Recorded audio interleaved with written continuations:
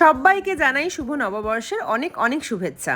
পয়লা বৈশাখের এই দিনটা আমাদের বাড়িতে এক উৎসবের মতো। যদিও পুজোর জোগাড়, পুজোর বাজার বাবা মা দুজনে মিলে করতেন, কিন্তু আজ যেহেতু বাবা বেঁচে নেই, মা কিন্তু পুরোটাই এখন একা হাতে সামলে নিয়েছেন। আজ থেকে প্রায় 10 বছর আগে যখন বাবা আমাদের ছেড়ে চলে গেলেন, তখন কিন্তু আমি কলেজে পড়ি। তখন প্রায় আত্মীয় স্বজন সবাই বলেছিল যে এবার দোকানটা কিন্তু আমাকেই দেখতে হবে। শুধুমাত্র মা ভরসা দিয়েছিলেন যে তুই তোর পড়াশোনা কন্টিনিউ কর, আর বাকিটা আমি সামলে নেব। আর সেই দিন থেকে মা পুরোটা এখনো সামলে চলেছেন। পড়াশোনা কমপ্লিট করার পর যখন আমি জব পেলাম, মাকে বলেছিলাম যে মা, জবটা হয়তো আমি আর করবো না, দোকানটাই দেখবো। মা বলেছিল একদম নয়, নিজের স্বপ্নগুলো আগে পূর্ণ কর, তারপরে তো আছেই এগুলো সব। এখনো মনে আছে যে আমি আমার কলেজের পরীক্ষা দিচ্ছি এবং মা ঘরে এসে সমস্ত ফাইলপত্র নিয়ে বসেছে কোন প্রোডাক্টের কি দাম সেগুলো মুখস্থ করতে। আমাদের কিন্তু বরাবরই ভরসা ছিল যে মা কিন্তু পারবে। আর সত্যি কথা বলতে খুব ভালো, খুব সুখে আছি। তোমরাও ভালো থেকো। চলো, টাটা।